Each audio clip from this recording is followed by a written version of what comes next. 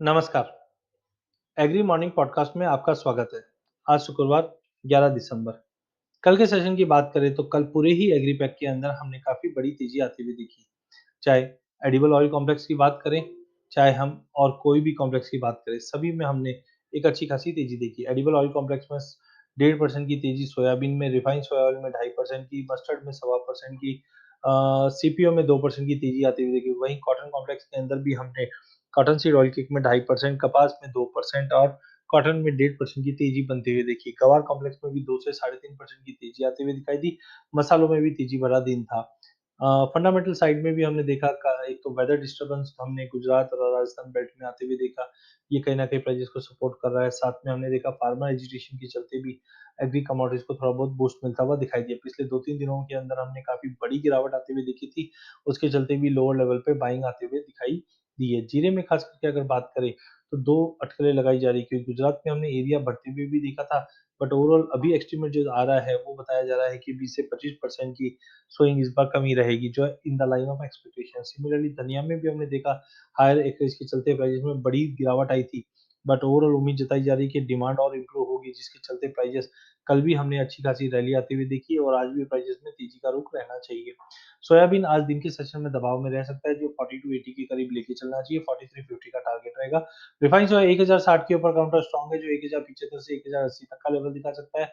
Mustard में जिस ढंग से उम्मीद की है वहां से मार्केट घुमा जरूर है, बट एरिया अंडर कल्टीवेशन बढ़ने की वजह से कोई बड़ी तेजी दिखाई नहीं दे रही है। प्राइजेस अगर आज 5700 का लेवल फेल कर देता है तो एक गिरावट आ सकती है, जो 5620 तक का लेवल दिखा देगा। कैस्टर में कल हमने मिला जुला ट्रेड होते हुए देखा। आज के सेशन में भी कैस्टर में 4500 से 4600 के बीच में ही मार्केट ट्रेड करता हुआ दिखाई देगा। हल्दी में 6000 के ऊपर जाने पे ही तेजी है, अदरवाइज वापस 5800 तक का बेस बनते हुए दिखाई देगा। जीरे में न्यूज़ के बाद पॉजिटिवनेस बना है, बट 14,000 का लेवल तोड़ने पे ही हम एक अच्छी खासी तेजी देख पाएँगे। अदरवाइज़ 13,800 से 14,000 के बीच में जीरा ट्रेड करता हुआ दिखाई देगा।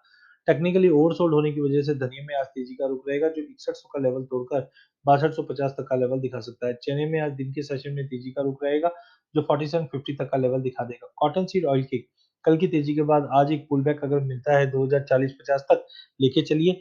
2100 का लेवल तोड़ने पे ही हम 2150 तक का लेवल देख पाएँगे। गवार सीड, गवार गम कल की तेजी के बाद आज दिन के सेशन में तेजी कंटिन्यू रहेगी, पर 4000-4020 का लेवल गवार सीड तोड़ता हुआ नहीं दिखाई दे रहा है और 6200 का लेवल हम गवार गम में नहीं तोड़ते हुए देख पाएँगे।